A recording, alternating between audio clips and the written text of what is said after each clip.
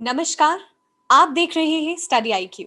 मैं हूं दिव्यांशी श्रीवास्तवा और आज बिहार पब्लिक सर्विस कमीशन के एक ऐसे टॉपर हमारे साथ जुड़े हैं जिनके लिए दो लाइनें कहूं तो बहुत ही जस्टिफाइड होगा इनकी स्टोरी को बयां करना। मंजिलें उन्हीं को मिलती हैं जिनके सपनों में जान होती, पंखों से कुछ नहीं होता, हौसलों से उड़ान होती। हमारे साथ इस इंटरव्यू सेशन में 64 बीपीएससी के टॉपर विवेक दीप जी, जिन्होंने 104 रैंक हासिल की है and he selected for the post of deputy SP. इससे पहले भी Vivek Deep ji is already working in Bihar government as circle officer और इनकी जर्नी बहुत ही इंस्पायरिंग है क्योंकि इन्होंने यूपीएससी के भी 5 अटेम्प्ट्स दिए हैं, वो इंटरव्यू स्टेज तक भी पहुंचे हैं और फिर इन्होंने बीपीएससी एग्जामिनेशन लिखा है। इनकी स्टोरी को एक लाइन में बयां करूं तो rising from the ashes and then shining. नमस्कार सर, स्वागत है आपका स्टडी थैंक यू। आईक्यू पर। थैंक यू शानदार इंट्रोडक्शन के लिए बहुत धन्यवाद दिव्यांशी। सर, जैसे मैंने सभी दर्शकों को बताया कि आपने कई सारे यूपीएससी के भी अटेम्प्ट्स दिए हैं, फिर आपने बीपीएससी के अटेम्प्ट दिए हैं and you are currently working as circle officer in Bihar government और नाउ यू आर जी, all set to join as deputy SP. कैसी फीलिंग है? बहुत बेहतरीन, बहुत शानदार फीलिंग है। जो एक आपका सपना होता है वो पूरा होने होने पे आपको खुशी मिलती है। डेफिनेटली बहुत अच्छा लग रहा है। सर, आपकी बात करें तो आपका पहला प्रेफरेंस पुलिस ही था, तो क्या खास जी मोटिवेशन था पुलिस के लिए, पुलिस सर्विसेज के लिए? जी बिल्कुल। अगर एक लाइन में बयां करें, छोटी सी बात कर ले, तो बाकी सर्विस में पब्लिक सरकार के पास जाती है और यहाँ पे सरकार पब्लिक के पास आती है। पुलिस में पुलिस मूव करती है, घरों तक मूव करती है, सड़कों पे मूव करती है। आप जहाँ होते वहां पुलिस आती है। तो ये बेसिक डिफरेंस है। That's wonderful. और जिस तरीके से आपने अपने मोटिवेशन को बयां किया, मुझे लगता है सभी एस्पिरेंट्स जो आपको देख रहे हैं, they have also got the right motivation to prepare for this examination. जब एस्पिरेंट्स प्रिपेयर करते हैं, एक क्वेश्चन होता है व्हाई, क्यों प्रिपेयर करें इस एग्जामिनेशन के लिए। और कहते हैं जब आप इस व्हाई का आंसर ढूंढ लेते हैं, ये प्रिपरेशन आपके लिए आसान हो जाती है। आपके लिए क्या बदलाव रहा जब आपने व्हाई के मायने ढूंढ लिए? देखिए, बिल्कुल आप देखेंगे कि काफी सारे छात्रों को ये पता नहीं होता है कि उन्हें क्या करना है। इस पे तो मैं बस यही कहूंगा कि मंजिल तो मिल ही जाएगी, थोड़ा भटकते तो सही। मंजिल तो मिल ही जाएगी, थोड़ा भटकते तो सही। गुमराह तो वो है जो घर से निकले ही नहीं। ओह, दैट्स वंडरफुल। बिल्कुल, घर से तो निकलिए और मोटिव सुनना होगा। ढूंढिए किस चीज के लिए आप निकल रहे हैं। सब 5 यूपीएससी के अटेम्प्ट्स, उसके बाद बीपीएससी लिखना, किस तरीके से आपने अपने आप को कंसिस्टेंट रखा, परसिस्टेंट रखा एग्जामिनेशन के लिए? जी बिल्कुल। वो जो आपने अभी कहा कि आपको अपना स्ट्रांग वाई देखना चाहिए कि आप क्यों सर्विस में आना चाहते हैं। अगर आप अपने स्ट्रांग वाई को आप पहचान चुके हो तो आप बिल्कुल कंसिस्टेंट रहोगे, आप बिल्कुल हार्ड वर्किंग बने रहोगे, बिल्कुल फोकस्ड बने रहोगे। मुझे लगता है कि जो मेरा एक सपना था सिविल सर्विसेज में आके लोगों तक पहुंचने का, अपने एक बिल्कुल एक हम कह सकते हैं कि जो लोअर मिडिल क्लास के जो भी लड़के होते हैं या लड़के लड़कियां होती हैं, उनके पास सिविल सर्विसेज सी वो वैसी सर्विस है जो कि एक बड़ा प्लेटफॉर्म देती है अपने आसपास एक पॉजिटिव वाइब लाने का। तो मैं बस इसी छोटी सी इच्छा के कारण मैं आया हुआ यहाँ पे। एक छोटा सा बदलाव मैं कर लूँ तो मुझे लगता है कि अगर सब लोग इस तरह से सोचे कि हम अपने आसपास एक छोटी सी बदलाव कर लें तो हमारा समाज एक बेहतरीन समाज होगा। सर, एग्जामिनेशन को समझना बहुत जरूरी है। आप थोड़ा सा बिल्कुल। बताएं कि आपने किस तरीके से एग्जामिनेशन की डिमांड को समझा। देखिए, अगर मुख्य रूप से जब मैं मेंस और इंटरव्यू की बात करता हूँ तो हमें समझना चाहिए कि वो हमसे क्या चाहते हैं। जब आप मेंस को आंसर लिखने पे आते हैं आप, तो हमें ये देखना चाहिए कि वो हमारी नॉलेज को नहीं देखना चाहते हैं। हमारे पास जितना नॉलेज है उसको मैं हमने कितनी अच्छे से रिप्रेजेंट किया है वो ये देखना चाहते हैं। वो प्रोफेसर के लिए सिलेक्शन करने को नहीं बैठे हैं, वो सिविल सर्वेंट चाहते हैं। मतलब कि आपके पास जो भी रॉ मटेरियल है उसको आपने कितने अच्छे तरह से डेकोरेट किया है। तो बिल्कुल मेंस के उत्तर लिखने के समय हमें ये देखना चाहिए कि हमारा उत्तर कितना ज्यादा एनालिटिकल है, उसमें कितने सारे डायमेंशन हैं, वो बेहतर रिप्रेजेंटेशन है या नहीं, उसमें फ्लो चार्ट्स है या नहीं, उसमें जो आपका एक अलग अलग डायमेंशन करके हम लोग दिखाते हैं वो है या नहीं। तो मुझे लगता है कि आप अपने आंसर को जितना एनालिटिकल, जितना इनोवेटिव, जितना मल्टी डायमेंशनल बनाओगे आपको ज्यादा मार्क्स मिलेंगे डेफिनेटली। कि जब हम इंटरव्यू देने जाते हैं तो बिल्कुल वो हमारा वो क्वेश्चन आंसर सेशन नहीं होता है केबीसी की तरह, कौन बनेगा करोड़पति नहीं होता है वहां पे। वो बिल्कुल हमारी पर्सनालिटी का टेस्ट होता है। वो पर्सनालिटी से मतलब ये है कि हम कितने कूल हैं, हम कितने काम हैं, हम कितने अच्छे से सवाल को सुनते हैं, सवाल सुनने के बाद हम सोच के आंसर देते हैं। तो ये पर्सनालिटी के जो फैक्टर्स, तो हमें इस पे ध्यान देना चाहिए। कोई भी सवाल पूछा जाता है तो बिल्कुल सोच के जवाब देना है, नहीं आता तो सॉरी बोलना है। सॉरी बोल के आपको अच्छे मार्क्स मिलते हैं इंटरव्यू में। तो बिल्कुल ये हमें जानना चाहिए कि आपको वो पूछ आप क्यों जा रहे हो वहां पे, मेंस लिखने जा रहे हो तो क्यों जा रहे हो, इंटरव्यू देने जा रहे हो तो क्यों जा रहे हो, ये आपको समझना बहुत जरूरी है। जैसे वो आप कहते हैं कि जो अब्राहम लिंकन ने एक बार कहा था कि उन्हें अगर 10 घंटे मिलेंगे पेड़ काटने के लिए, तो वो 9 घंटे वो अपने जो कटिंग इंस्ट्रूमेंट है उसको तेज करने में लगा है। तो ये हमें समझना ज्यादा जरूरी है। That's a beautiful example. आपने एक इतना इतना हार्ट टचिंग एनेक्डोट बताया, मुझे लगता है एवरीबडी वुड कनेक्ट। सर, आपकी स्ट्रैटेजी की स्पेसिफिकली बात करें तो प्रीलिम्स, मेंस और इंटरव्यू, इंटरव्यू पे हम बाद में आएंगे, लेकिन प्रीलिम्स और जी जी मेंस के जी लिए स्पेसिफिकली क्या स्ट्रैटेजी आपने अपनाई? क्योंकि मुझे लगता है आप एग्जामिनेशन को बहुत अच्छे से समझ चुके थे, क्या जी गलतियां जी नहीं करनी है उन उसका भी आपको आइडिया था। जी। देखिए जब पर्टिकुलरली हम लोग बीपीएससी की बात करते हैं तो यहाँ पे क्वेश्चन फैक्चुअल होते हैं। और एक ऐसा माना जाता है, एक जनरल ओपिनियन है कि आप जितना ज्यादा क्वेश्चन प्रैक्टिस करोगे आपका स्कोर उतना ही अच्छा जाएगा। ये बात तो मैं भी मानता हूँ कि ये सही बात है, लेकिन मेरी स्ट्रेटजी थोड़ी अलग थी। मैं यूपीएससी अच्छे से प्रिपेयर करके आया था। 3 3 बार लगातार मैंने आईएएस का मेंस लिखा है, यानी प्री मैंने क्लियर किया है। तो मेरी कंसेप्चुअल क्लैरिटी काफी अच्छी थी। और मुझे लगता है कि कंसेप्चुअल क्लैरिटी के साथ साथ कुछ फैक्ट, अगर थोड़ा बहुत फैक्ट अगर आप देख लेते हो तो प्री आपका आराम से निकल जाता है। मैंने बीपीएससी के प्रीलिम्स के लिए मैंने कभी कोई क्वेश्चन बैंक प्रैक्टिस मैंने नहीं किया। हालांकि ये करना चाहिए। मेरा ये फोकस रहता था कि अगर आपके कंसेप्ट क्लियर हैं और आप एनसीईआरटी में जो फैक्ट्स हैं वो अगर आप जानते हो तो आपका प्री क्लियर हो जाएगा। और हर बार मेरा क्लियर हुआ ही। अभी तक मैं 3 अटेम्प्ट दे चुका हूँ बीपीएससी। सर, आप आपने कॉन्सेप्ट क्लैरिटी की बात की, हम इस पे थोड़ा सा चर्चा करना चाहेंगे कि किस तरीके से जो स्टूडेंट्स हैं वो अपना बेस क्लियर करें और मोर ओवर कॉन्सेप्ट क्लैरिटी पर ज्यादा ध्यान दें। बिल्कुल, मेरे पढ़ने का तरीका यही था कि मैं अगर किसी टॉपिक को पढ़ता था तो मेरा फोकस यही होता था कि इसके बारे में मैं सारी बातों को समझ लूँ, सारी बातों को जान लूँ। अगर मैं मान लो आप एक साइक्लोन पढ़ने बैठा हूँ, अगर फॉर एग्जांपल ज्योग्राफी में साइक्लोन पढ़ने बैठा हूँ, तो सबसे पहले मैं एनसीईआरटी उठाता था। फिर एक और कोई जो स्टैंडर्ड बुक है जैसे माजिद हुसैन है वहां से एक बार पढ़ लिया। फिर एक बार गूगल कर लिया। फिर अगर यूट्यूब पे कोई अच्छा लेक्चर है तो वो देख लिया। और हर जगह से जो भी उसके बारे में इंफॉर्मेशन है उसको गैदर करके मैंने एक जगह लिख लिया। तो इस तरह से ये होता था कि आप इतना ज्यादा जगह से अगर 4 5 सोर्स से अगर किसी एक चीज को पढ़ लेते हो तो वो बिल्कुल कंसेप्ट क्रिस्टल क्लियर हो जाता है। और हर जगह से अपने जरूरत के हिसाब से अगर आप फैक्ट को एक जगह लिख लेते हो तो आपका एक बेस्ट नोट्स तैयार हो जाता है। मुझे नहीं लगता उसके अलावा फिर आपको कभी कुछ एक्स्ट्रा ऐड करने की जरूरत है, बस आपको उसे रिवाइज करने की जरूरत है, जो कि काफी आसान है। जो आपने बनाया है वो आप रिवाइज कर सकते हैं। यानी कि जो भी टॉपिक आप पढ़ रहे हैं पहले ही इंस्टेंस में आप पूरी लेंथ तक जाएं, पूरी ब्रेथ तक जाएं उस टॉपिक की, और बिल्कुल बिल्कुल। एकदम क्रिस्टल क्लियर उस टॉपिक के बारे में सारी चीज आपको पता होनी चाहिए। सर, अब हम जी आएंगे मेंस की बात करेंगे। किन बातों का जी। स्पेसिफिकली मेंस के लिए ध्यान रखना है? देखिए बीपीएससी के लिए अगर स्पेशली बात की जाए तो हमें देखना चाहिए कि बीपीएससी का जो क्वेश्चंस है, मेंस का क्वेश्चन सब बिल्कुल वो चेंज हो रहा है। पहले क्या होता था कि आप क्वेश्चन बिल्कुल पहले से प्रिडिक्ट कर सकते थे कि इस बार तो ये आने वाला है, लास्ट ईयर ये आ गया, इस बार ये आने वाला है। तो आप सिर्फ उतना ही क्वेश्चन को रेडी करके जाते थे। अब ये बिल्कुल दिमाग से हमें निकाल देना है, अब हमें पूरा सिलेबस को पढ़ के जाना है। अगर आप थोड़ा स्मार्टली पढ़ेंगे तो ये कोई बहुत बड़ी बात नहीं है पूरे सिलेबस को पढ़ के जाना। फॉर एग्जाम्पल अगर हम हिस्ट्री में देखें तो जितने भी आंदोलन हुए हैं, अगर आप देखें असहयोग आंदोलन, तो असहयोग आंदोलन आपने कहीं ना कहीं नेशनल लेवल पे तो पढ़ा ही था।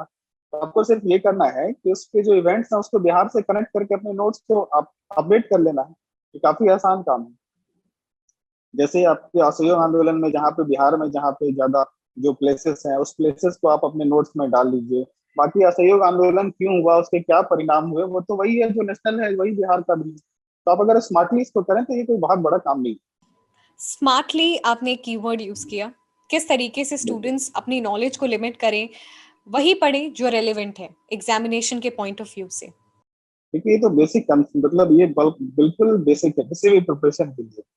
इसको मैं थोड़ा सा एग्जांपल दूंगा। जब आप बन जाते हैं, आप ऑफिसर, जैसे कि मैं 2 साल से सिविल सर्वेंट हूँ, तो जब आप चैम्बर में बैठते हैं तो 4-5 लोग हमेशा ऐसे आते हैं जिन्हें कोई काम नहीं होता, वो सब आपको इम्प्रेस करने आते हैं, आपका समय खाते हैं। तो आपको ये जानना होगा कि पहले उन 5 को इलिमिनेट कैसे किया जाए, ऑफिस से भगाया कैसे जाए। ये तरीका अगर आपको पता है तो आप ऑफिस अच्छे से चला सकते हो। बिल्कुल यहाँ भी वैसा ही है कि आपको ये जानना होगा कि कौन सा नोट्स है, कौन से कंटेंट है जिसको जो आपके लिए फ्रूटफुल है। आपको उसी को बार बार पढ़ना है, रेदर देन कि आप 50 तरह के सोर्स पढ़ें। आप बिल्कुल आप सेलेक्ट कर लें कि आपको यही पढ़ना है, उसी को बार बार पढ़ें। ये की तो सक्सेस है। आप यूपीएससी तक में देखेंगे लोग यही बताते हैं। सर बहुत ही इंटरेस्टिंग तरीके से आपने इस आंसर को समझाया, लेकिन थोड़ा सा मैं जी। और पूछना चाहूंगी इस पर कि जो फर्स्ट टाइमर्स होते हैं उनके लिए काफी कंफ्यूजन रहता है, क्योंकि वो जब इस प्रिपरेशन में आते हैं उनके पास बहुत सारी चीजें रहती हैं। उन्हें कैसे समझना है, कैसे एक अंडरस्टैंडिंग उन्हें अपने अंदर लानी है कि ये रिलेवेंट है, ये रिलेवेंट नहीं है। आप किसी भी एग्जाम को आप प्रिपेयर करने के लिए बैठते हो, वो जैसे कहा जाता है कि if you want to win the race first of all you have to know the rules of the race.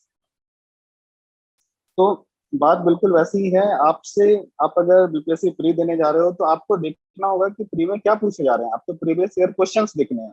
आपको वो एरिया देखना है कि किस एरिया से ज्यादा क्वेश्चन आ रहे हैं, किस तरह के क्वेश्चंस ज्यादा आ रहे हैं। तो आपको एनालाइज करना होगा अच्छे से। और बेहतर होगा कि आप अगर नए छात्र हैं तो कोई अगर सेलेक्टेड छात्र है तो आप उनसे बात कर लें, या अभी यूट्यूब पे तो बहुत सारे वीडियोस पड़े हैं, तो आप उन्हें जरूर फॉलो करें कि वो क्या कहना चाहते हैं किसी पर्टिकुलर टॉपिक पे। रिवीजन स्ट्रैटेजी बहुत इंपॉर्टेंट होती है। आप किस प्रकार रिवीजन करते थे अपना? जी, मैंने बताया ही कि मैं अपने नोट्स को इनरिच करता था डिफरेंट सोर्सेज से। और वो इनरिच नोट्स है उसको मैं बार बार मेरी कोशिश यही होती थी कि 10 सोर्सेज से पढ़ने से अच्छा है कि आप एक जगह जो आपने अपना बनाया है उसको आप बार बार पढ़ाई कर लें। करंट अफेयर्स की बात करें तो स्टूडेंट्स हमेशा कंफ्यूज रहते हैं, कौन से न्यूज़पेपर पढ़ें, किस तरीके से अप्रीहेंड करें। आपकी क्या राय है? मेरी समझ से कोई भी एक न्यूज़पेपर पढ़ लें। अगर आप इंग्लिश में कंफर्टेबल हैं तो आप द हिंदू पढ़ लें। अगर आप इंग्लिश नहीं समझ पाते हैं तो दैनिक जागरण का राष्ट्रीय संस्करण और जनसत्ता जो मैं पढ़ता था, ये आप दोनों पढ़ सकते हैं। इसके साथ साथ आपको एक मंथली मैगजीन जरूर फॉलो करनी चाहिए, कोई भी एक स्टैंडर्ड मंथली मैगजीन। और जब आप बीपीएससी का प्री देने आते हो तो आपको एक ईयरली भी मैगजीन आती है। तो मेरी समझ से एक ईयरली मैगजीन भी आपको जरूर देख के जाना चाहिए, क्योंकि इफेक्ट आपके दिमाग में जितना ज्यादा होगा आपका स्कोर 10 से 15 मार्क्स आपका आसानी से बढ़ाया जा सकता है। तो ये आपको 3 स्टेजेस में इसको देखना होगा। सर इंटरव्यू एक्सपीरियंस की बात करें तो आपने 3 इंटरव्यू दिया है बीपीएससी में। किस प्रकार से जो स्टूडेंट्स हैं वो अपने आप को इंटरव्यू बोर्ड के सामने प्रेजेंट करें to the best of their ability? जी, मैंने पहले ही बताया है कि इंटरव्यू में जाने से पहले आपको ये अच्छे से समझना होगा कि वो एक क्वेश्चन आंसर सेशन नहीं है, वो आपकी पर्सनालिटी का टेस्ट है। और पर्सनालिटी होती क्या है आपको पहले ये समझना होगा। पर्सनालिटी एक सिविल सर्वेंट के लिए पर्सनालिटी का मतलब ये है कि एक अच्छा सिविल सर्वेंट वही बन सकता है जो सबसे पहले जनता की बात को ध्यान से सुने। और वो समस्या कितनी भी गंभीर क्यों ना हो, वो सुनने के बाद उसे घबराहट ना हो, उसके दिमाग में ये आए कि समस्या वाले कितनी भी गंभीर, इसका सॉल्यूशन क्या है।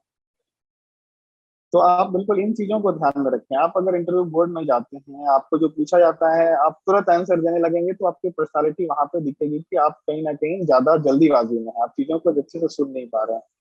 अगर वहां पे आपसे ऐसा कोई सवाल पूछ दिया गया जो आपको नहीं आता है, उसका भी अगर आप अटेम्प्ट करने लगे तो वो आपकी पर्सनालिटी के लिए बिल्कुल निगेटिव हो जाता है।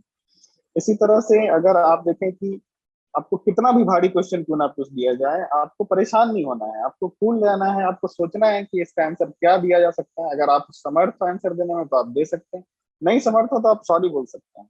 तो मुझे लगता है इन बिल्कुल छोटी छोटी बातों का आपको ध्यान रखना होगा।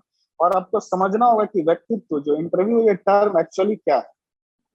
जिस दिन आप ये समझ जाते हैं आपको इंटरव्यू देना आपके लिए काफी आसान हो जाता है। सर जैसे हमने ये बात भी की है कि आपने 3 इंटरव्यूज़ दिया है और इंटरव्यूज़ आपके बहुत ही अच्छे हुए हैं। क्या आप अपने इंटरव्यू एक्सपीरियंस से हमारे साथ कुछ क्वेश्चंस शेयर कर सकते हैं? जी जरूर। मुझे याद है जब मैं आईएएस का इंटरव्यू दे रहा था, बहुत मैं थोड़ा यूपीएससी के बारे में ही बता देता हूँ, मैं अपनी यूपीएससी इंटरव्यू का एक्सपीरियंस बता देता हूँ आपको।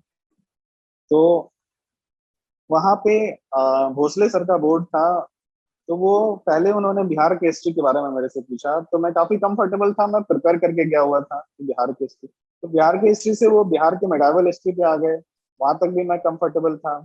फिर वो इंडिया के मेडावल हिस्ट्री पे आ गए, तो मैं इसके लिए बिल्कुल कंफर्टेबल नहीं था। मैं घबरा थोड़ा थोड़ा अंदर से घबराहट मुझे होने लग गया। काफी ये मेरे दिमाग में था कि सवाल कुछ भी हो घबराना नहीं है, लेकिन फिर भी आपको घबराहट होती है। फिर वो काफी डीप चले गए इंडिया के मेडाइवल में, तो मेरे दिमाग में कहीं ना कहीं ये आने लग गया कि मेरे से ये क्यों पूछा जा रहा है, मेरा ना ग्रेजुएशन है ना ही मेरा ऑप्शनल सब्जेक्ट है, इसके फिर क्यों पूछा जा रहा है। तो कहीं ना कहीं एक फ्रस्ट्रेशन आता है इंटरव्यू में, आपको इसी फ्रस्ट्रेशन को डील करना होता है। तो मुझे ऐसा लगता है कि वैसे समय भी अगर आप खुद को कूल रखें, काम रखें, नहीं आता है तो सॉरी बोलें, तो बेहतर आपका पर्सनालिटी का बेहतर जजमेंट हो सकता है वहां पे। तो मैं ये सभी छात्रों को ये स्पेशली बताना चाहूंगा कि आपको बोर्ड कितना भी इरिटेट करे, कितना भी आपको आउट ऑफ द बॉक्स लेके जाए, आपको घबराना नहीं है, आपको बिल्कुल पेशेंस रखना है। क्या आपसे कुछ सिचुएशनल क्वेश्चंस भी पूछे गए अगर हम बीपीएससी के रिगार्डिंग इंटरव्यू की में बात जी, करें तो? क्योंकि पुलिस मेरा फर्स्ट प्रेफरेंस हमेशा से रहा है। तो मुझे एक सवाल ये पूछा गया था कि अगर कोई सुसाइड अटेम्प्ट करने जाता है तो आप क्या करोगे। तो फिर उसमें मैंने आंसर यही था कि हम उसे डिटेन करेंगे, मतलब सबसे पहले हम उसे गिरफ्तार करेंगे कि वो एक क्राइम करने जा रहा है, सुसाइडल अटेम्प्ट क्राइम। अभी हमें उससे समझाना बुझाना बाद की बात होगी, उसकी काउंसलिंग बाद की बात होगी, फर्स्ट ऑफ ऑल हमें उसे डिटेन करना है। तो काफी गुड, हम काफी सहमत थे मेरे आंसर से, काफी खुश भी हुए। सर मैं उन स्टूडेंट्स के बिहाफ पे ये क्वेश्चन पूछना चाहूंगी क्योंकि जो सिचुएशनल क्वेश्चंस होते हैं कई बार काफी ट्रिकी हो जाते हैं। जो बोर्ड का जी पर्सपेक्टिव होता है आपके आंसर से कई बार वेरी करता है। ऐसे सिचुएशन में जी। किस तरीके से रिएक्ट करना है और अगर सिचुएशनल क्वेश्चन है तो कैसे टैकल करना है? देखिए, अब आपको मैं सिर्फ एक ही बात बताऊंगा कि भारत के संविधान को सर्वोपरि रखिए, उसके बाद अपने आंसर को दीजिए, आपका आंसर बेहतरीन होगा। सर बिल्कुल जिस प्रकार आपने बताया कि कॉन्स्टिट्यूशन को सर्वोपरि रखना है। लेकिन जब आप इंटरव्यू के लिए जाते हैं एक कई सारे डिलेमास होते हैं, प्रेशर्स होते हैं, तो जो एप्लीकेशन की अभी आपने बात की, कई बार मिस आउट हो जाता है, तो ऐसे केस में अपने आप को कैसे काम एंड कंपोज रखना है और घबराना नहीं है किसी भी सिचुएशन में? ये आपको बिल्कुल, आपको इसकी एक प्रैक्टिस करनी होगी, ये अचानक से नहीं आता है। आप कहते हैं कि व्यक्तित्व में सुधार ये रात भर की बात नहीं होती है, ये एक ग्रेजुअल ग्रेजुअल प्रोसेस है, हालांकि संभव है। धरती पे कुछ ऐसा नहीं है जो असंभव है। कहा जाता है कि 30 दिन में, 1 महीने में इंसान की आदत बदली जा सकती है। तो क्यों नहीं, आप अगर निरंतर प्रयास करें तो ये आपके अंदर आ जाएगा कि आपसे कितना भी परेशानी में हो, आपको नहीं घबराना है, कूल रहना है, काम रहना है, आपको ये इसकी प्रैक्टिस करनी होगी। सर किस तरीके से स्टडी आईक्यू आपकी जर्नी में साथ रहा है? स्टडी आईक्यू में बहुत बहुत पुराना फॉलोअर हूँ, स्पेशली यूपीएससी के इंटरव्यू में बहुत ज्यादा मेरे लिए मतलब एकमात्र अस्त्र शस्त्र जो कह लें आप, स्टडी आईक्यू ही था। क्योंकि यहाँ पे किसी एक टॉपिक पे कंप्लीट नॉलेज आपको मिल जाता है। जैसे अगर हम फॉर एग्जांपल, जब मैं इंटरव्यू दे रहा था आईएएस का, तो सीरिया काफी उस समय चर्चा में था। तो अगर आप करंट अफेयर देखें तो सीरिया के बारे में काफी कुछ आपको दिख जाता था, कंटेंट मिल जा रहे थे। लेकिन सीरिया का इशू एक्चुअल में क्या है, कहाँ से शुरू हुआ, यहाँ अब तक कितने सारे प्लेयर्स वहाँ इन्वॉल्व हैं, ये सारी जानकारी एक जगह मुझे स्टडी आईक्यू पे ही मिल पाती थी। तो मैं हमेशा से जब भी किसी टॉपिक को मुझे पढ़ना होता है, आज भी, तो मैं उस टॉपिक का नाम लिखता हूँ और साइड में स्टडी आईक्यू लिखता हूँ, और मुझे कंप्लीट नॉलेज मिल जाता है। तो इसके लिए स्टडी आईक्यू का बहुत शुक्रगुजार हूँ। और ये मुझे आज मौका मिला ये कहने का, इसके लिए भी मैं आपका धन्यवाद देता हूँ कि आज ये मैं कह पा रहा हूँ कि आप मेरी जर्नी के एक बहुत पॉजिटिव फैक्टर है। Thank you so much sir, ये हमारा एब्सोल्यूट प्लेजर है कि आप सक्सेस होने के बाद आज आप पर्दे के इस तरफ हैं और बहुत सारे लोगों को अपनी जर्नी से इंस्पायर कर रहे हैं। सर बिहार जीके की बात करें तो किस प्रकार से स्टूडेंट्स प्रिपेयर कर सकते हैं? देखिए, बिहार जीके में एक बुक है जो सब लोग पढ़ते हैं और पढ़ना भी चाहिए, उसका नाम है इम्तियाज अहमद। इम्तियाज अहमद की बुक जो है वो कंप्लीट बिहार की हिस्ट्री, बिहार की ज्योग्राफी, बिहार की पॉलिटी पे एक बेहतरीन बुक है। और मुझे लगता है कि जिस तरह से कंपटीशन बढ़ता जा रहा है, उसके साथ हमें एक और किसी भी प्रकाशन की बुक को फॉलो करना चाहिए, ताकि वो एक नॉलेज, अगर कुछ कुछ पॉइंट अगर इम्तियाज अहमद में छूट रहा है तो वो वहां से हमारा कवर अप हो जाता है। तो बिहार के लिए अगर कन्वेंशनल बिहार का नॉलेज की बात करें तो आपको इम्तियाज अहमद, उसके साथ एक कोई भी एक बुक आपको देखना चाहिए। बिहार के न्यूज़पेपर को रेगुलर पढ़ना चाहिए, स्पेशली बिहार का जो न्यूज़पेपर का जो एडिटोरियल पोर्शन है उसको आप जरूर पढ़ें अगर आप बीपीएससी के लिए प्रिपेयर कर रहे हैं। और करंट अफेयर के लिए तो आपको फिर कोई ना कोई एक मैगजीन देखनी होगी। सर, कुछ फाइनल वर्ड्स, टिप्स, सजेशंस आप सभी एस्पिरेंट्स को देना चाहेंगे जो बिहार पब्लिक सर्विस कमीशन की तैयारी कर रहे हैं? बिल्कुल, मैं तीनों जो तीन एग्जाम का तीन पार्ट होता है, तीनों पार्ट में मैं अलग अलग सजेशन देना चाहूंगा। प्री के लिए मैं कहना चाहूंगा कि आप अपने फैक्ट्स को अपने पहले आप अपने बेसिक कंसेप्ट को इनरिच करें, फैक्ट को इनरिच करें, ज्यादा से ज्यादा क्वेश्चंस की प्रैक्टिस करें। मेंस में मैं ये कहना चाहूंगा कि आप अपने आंसर को बहुत ज्यादा इनोवेटिव बनाने की कोशिश करें। जितना ज्यादा आपका आंसर इनोवेटिव होगा, एनालिटिकल होगा, उतने ज्यादा आपको मार्क्स मिलेंगे। इंटरव्यू में मैं कहना चाहूंगा कि आप अच्छे से समझें कि इंटरव्यू क्या है। आपका ये व्यक्तित्व का परीक्षण है। आप भूल रहे हैं, काम रहे हैं, झूठ ना बोलें। और इंटरव्यू बोर्ड को अपने आपने जो अपने बैक अपने जो अब तक की जिंदगी में जो कुछ अच्छा किया है उस और इंटरव्यू बोर्ड को ले जाने की कोशिश करें। और उन्हें बिल्कुल अपने कुछ पुराने किए कुछ बेहतरीन जो आपके रिकॉर्ड्स हैं उससे इम्प्रेस कर दें और आपको अच्छे नंबर मिलेंगे। Thank you so much sir हमारे साथ इस इंटरव्यू सेशन में जुड़ने के लिए। बहुत ही अच्छी अच्छी बातें आपने बताई, बहुत ही इम्पोर्टेंट बारीकियों से आपने इस एग्जामिनेशन के लिए सभी एस्पिरेंट्स को गाइड किया। एक बार फिर ढेर सारा धन्यवाद और ढेर सारी शुभकामनाएं आपकी उज्जवल भविष्य के लिए। Thank you very much. Thank you. Thank you.